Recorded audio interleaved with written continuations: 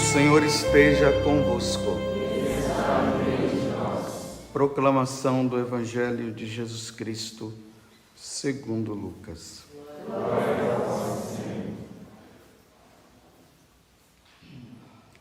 Naquele tempo, Jesus estava ensinando numa sinagoga em dia de sábado. Havia aí uma mulher que fazia 18 anos. Estava com um espírito que a tornava doente. Era encurvada e incapaz de se endireitar. Vendo-a, Jesus chamou-a e lhe disse: Mulher, estás livre da tua doença. Jesus pôs as mãos sobre ela e imediatamente a mulher se endireitou e começou a louvar a Deus. O chefe da sinagoga ficou furioso, porque Jesus tinha feito uma cura em dia de sábado. E tomando a palavra, começou a dizer à multidão: Existem 6 dias para trabalhar. Vinde então nesses dias para serdes curados, não em dia de sábado. O Senhor lhe respondeu: Hipócritas, cada um de vós não solta do curral o boi ou o jumento para dar-lhes de beber, mesmo que seja dia de sábado? Esta filha de Abraão, que Satanás amarrou durante 18 anos, não deveria ser libertada dessa prisão em dia de sábado? Esta resposta envergonhou todos os inimigos de Jesus. E a multidão inteira se alegrava com as maravilhas que ele fazia.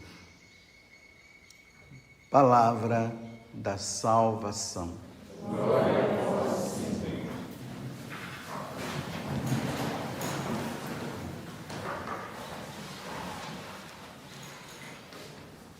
Importante notar que São Lucas, ele deixa aqui bem claro que esses fariseus eram inimigos de Jesus. E com essa cura, essa libertação que ele fez nessa mulher, causou ainda mais excitação para que eles pudessem ficar mais enfurecidos por causa da resposta que ele acabou dando. Uma mulher encurvada há 18 anos, Jesus atribui essa forma em que ela estava como uma opressão demoníaca. Tanto que ele diz: vocês acham que eu ia deixar Satanás ainda ficar oprimindo essa mulher durante 18 anos?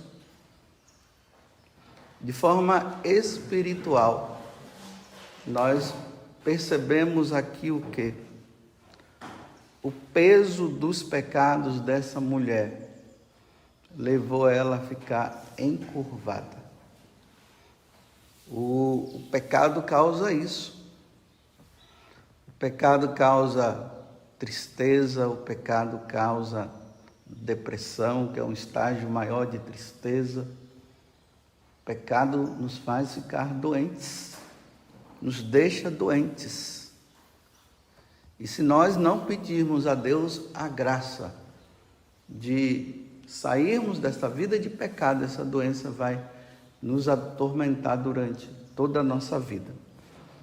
Veja que eu estou falando assim a nível espiritual, não estou dizendo que toda doença tem proveniência do demônio, viu? Senão agora, pessoal, aí a gente ouve até essas pregações desses pentecostais que ficam dizendo que qualquer doença é do diabo.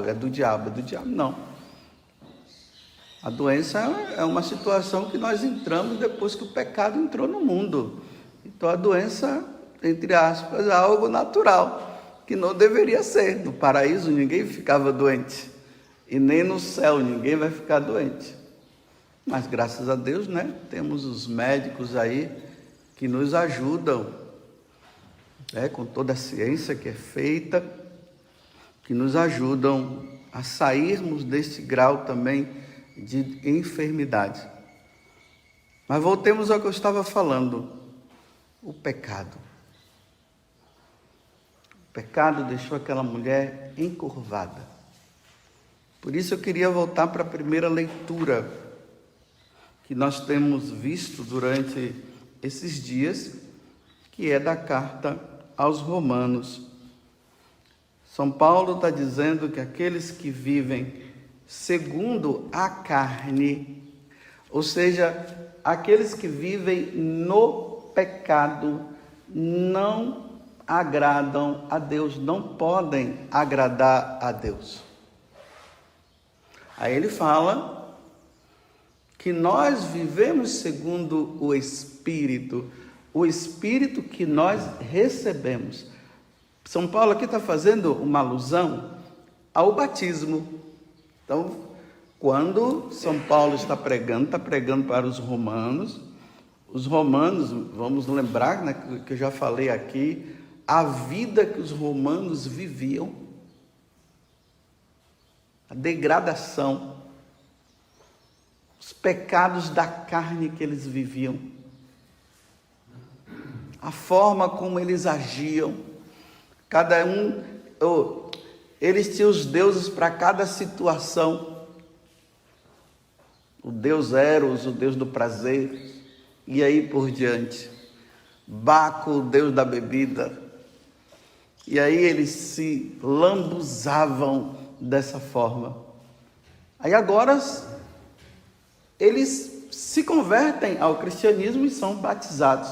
Aí agora São Paulo está dizendo: os que vivem segundo o Espírito não podem viver segundo a carne. Irmãos, nós não temos uma dívida com a carne para vivermos segundo a carne. Pois, se viverdes segundo a carne, morrereis. Quem vive segundo a carne, essa morte que ele está falando é aquela segunda morte que fala no livro do Apocalipse. Porque a primeira morte, todos nós iremos ter que passar. Mas a segunda morte, que na verdade não é nenhuma morte, mas é como se vivesses segundo mortos lá no inferno. Então ele está dizendo, se você vive segundo a carne, vocês vão morrer. E aqui ele fala um outro detalhe.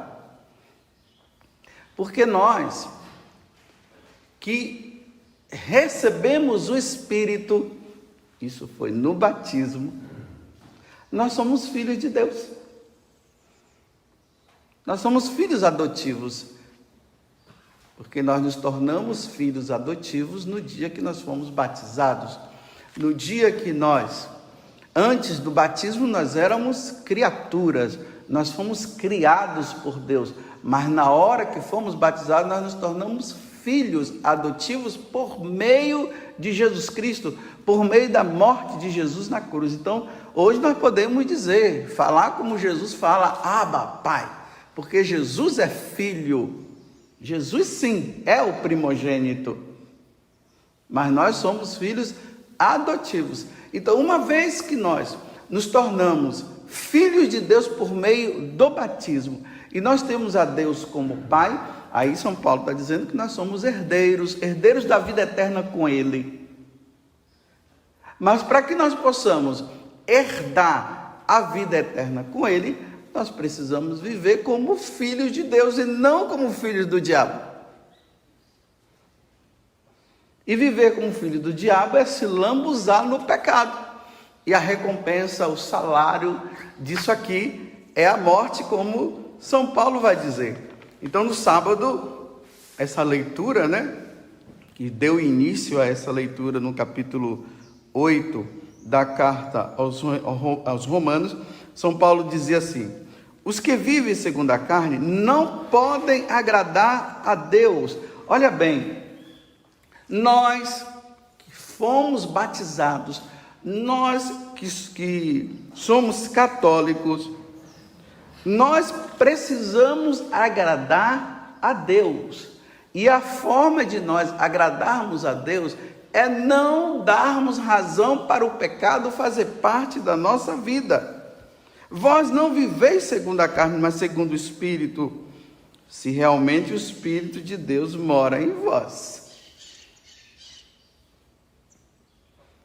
Se você quer ver se realmente o Espírito de Deus que nós recebemos no batismo e que habitou em nós, se nós queremos ver, é só ver o nosso comportamento. Como é que nós vivemos? Os que vivem segundo a carne aspiram pelas coisas da carne. Os que vivem segundo o Espírito aspiram pelas coisas do Espírito. Muitas vezes nós, padres, nós nos deparamos com pessoas que elas são batizadas, mas que elas não querem sair dessa vida carnal. Não querem. E ainda mais quando existe essa tal possibilidade, que é uma possibilidade que o demônio infiltrou e colocou na mente de muitas pessoas, de dizer que todo mundo está salvo. Todo mundo vai se salvar. Todo mundo irá para o céu um dia. Então, uma vez que todo mundo vai para o céu, vocês estão acostumados a ouvir eu falar isso, eu vou sempre falar, porque os tempos que nós vivemos não dá para se esquecer isso, eu tenho que ficar falando sempre, porque é uma investida contrária de Satanás para nos enganar. Então tem aqueles que são batizados, dizem ser católicos, e eles dizem que na vida que eles levam, que é a vida errada, eles vão se salvar do mesmo jeito. Não vai se salvar. Só se salva quem leva uma vida santa. Só se salva quem abandonou verdadeiramente o pecado e não vive no pecado. Nós que estamos aqui nessa capelinha pequena, nós deveríamos ser aqueles que não caem em pecado mortal. É isso que São Paulo está dizendo. Nós não deveríamos ser pessoas carnais, mas espirituais. Só que nas igrejas, ali nas paróquias, nas dioceses, as pessoas elas vão até... Tem aquelas pessoas que vão na missa dominical, e graças a Deus devem ir mesmo. Tem outros que não só vão na missa dominical, mas elas vão na missa semanal. Elas praticam, elas fazem isso, mas elas vivem uma vida na carne. Elas se lambuzam no pecado como os pagãos vivem, como os pagãos fazem. É preciso ter uma diferença nossa entre o pagão e o cristão. Tem que ter a diferença. Mas observem, parece que não há mais diferença. Está tudo igual. Nós que deveríamos cair apenas nesses pecados, como o povo diz, Padre, eu vim me confessar e vim falar os pecados do dia a dia. E quais são os pecados do dia a dia? Esse mau pensamento que a gente tem para com alguém que tira a paciência nossa, aquela filha lá que está cuidando do pai, que já está bem doente, né? E acaba tirando a paciência. Porque tira a paciência, né? Tem uns velhinhos aí que tiram a paciência. Estão doentios, mas tira a paciência. Mas não é que a pessoa queira. Tira, não tem jeito. Esses pecadinhos do dia a dia, que não deveria existir, mas faz parte, infelizmente, da fraqueza humana. Mas nós cairmos em pecado mortais, roubo, os pecados contra a castidade, nós, lá no 4º mandamento, falta de respeito para com seus pais, falta de respeito. Nós sermos a favor do aborto, da ideologia de gênero, nós sermos a favor.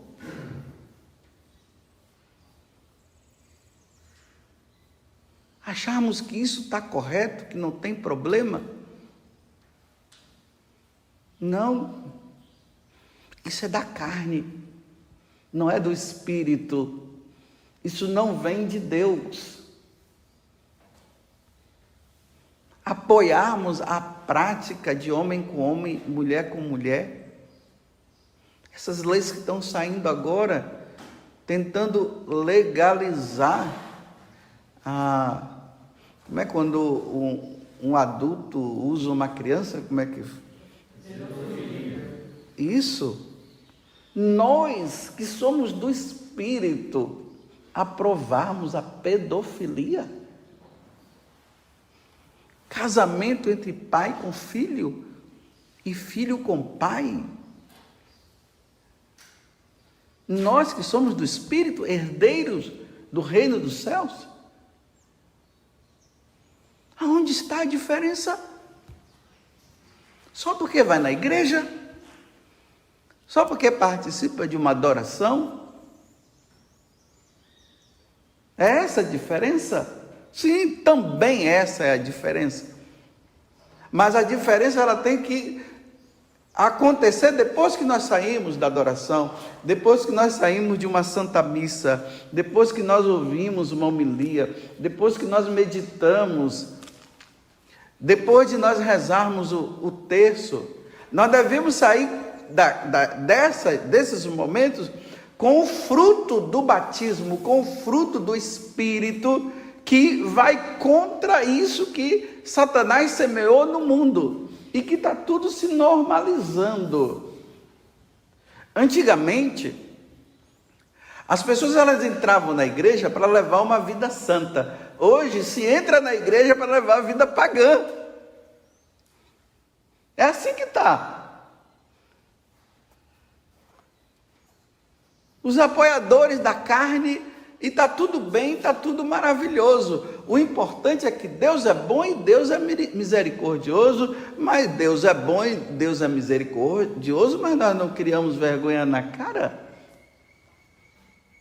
Como é que um batizado, um que vive no Espírito, que faz, que reza e faz tudo, e apoia o tal casamento de segunda união, que não é casamento, na verdade, né? Mas fala casamento de segunda união, mas não é casamento. Casamento é um só. Como é que apoia? Como é que uma mãe, que ela diz que é católica, que reza e faz tudo, e ela apoia o namorado vir na casa dela, quer seja no final de semana ou durante a semana, e dormir no quarto da filha dela? Como é que apoia? Como é que uma mãe e um pai apoiam uma coisa dessa? Isso é carnal. Isso não é do Espírito. Isso não é de Deus. Quando é que um rapaz e uma moça podem dormir no mesmo quarto? Quando estão casados. Quando estão namorando e quando são noivos, não pode. Como é que um pai e uma mãe permite da filha ir para a casa do namorado no final de semana e passar o final de semana lá. É colocar a filha na mão do bandido. É entregar a filha. Ah, sabe por quê, padre? É que eu não quero que minha filha vá no motel. Mas você já fez da sua casa um motel. Então a sua casa é um motel. Como apoiamos? Não dá, meus irmãos, como São Paulo está dizendo, agradar a Deus levando uma vida mundana. A única forma de agradar a Deus é tirar esse mundo. Tira o mundo de dentro de nós. E coloca Deus dentro de nós. E lutemos contra a carne. Mas não vamos aos dissabores da carne. Não vamos ao encontro da carne. Fujamos. Porque como vamos ser santos dessa forma?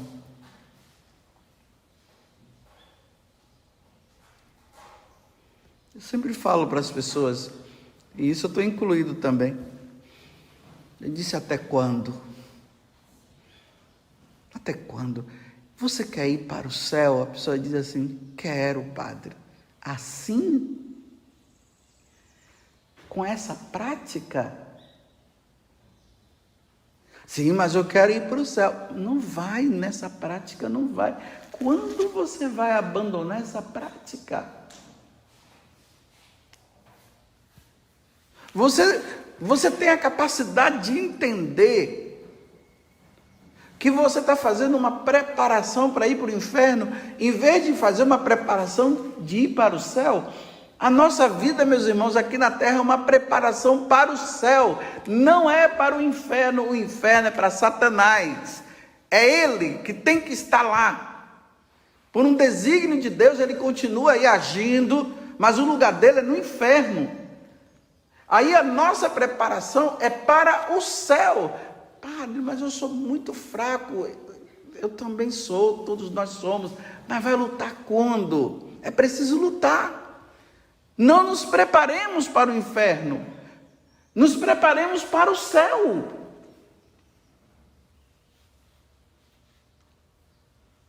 Mas termino. Mas com essa palavrinha de Satanás, que entrou na igreja, que todo mundo está salvo, que ninguém precisa se preocupar não, porque Deus é misericordioso, pode continuar nessa vida assim. Aí tem aqueles que orientam, meu filho, o importante é que você está sendo feliz. Você está sendo feliz? Tá, então continua fazendo isso, meu filho. O importante é ser feliz. Aqui nesse mundo, nós só não podemos ser pessoas tristes, mas vamos ser felizes. E se a felicidade é pecar, então pequemos e sejamos felizes. Porque quando não se peca, fica triste, então é melhor ser feliz pecando. Então vai pecando. Né? Você, como se fala, né? Padre, eu vivo junto com uma pessoa. O que é que eu devo fazer? Minha filha, você é feliz? Olha, nós nos separamos, eu separei do meu marido, estou com outra pessoa agora. Aí veja a resposta que se dá. Você é feliz? Então, meu filho, o importante é ser feliz. Seja feliz. Você já viu algum pecado que não causa, entre aspas, uma felicidade? Tem algum pecado que não cause felicidade? Até o cara que mata o outro, ele sente feliz porque matou o outro, se vingou. Mas que felicidade é essa? A felicidade carnal? Ou a felicidade que vem do Espírito? Existe felicidade maior do que essa? Venci o pecado. Não tem felicidade maior do que essa. A outra é engano. A outra é mentira. a outra não nos tornará herdeiros do reino dos céus. Louvado seja nosso Senhor Jesus Cristo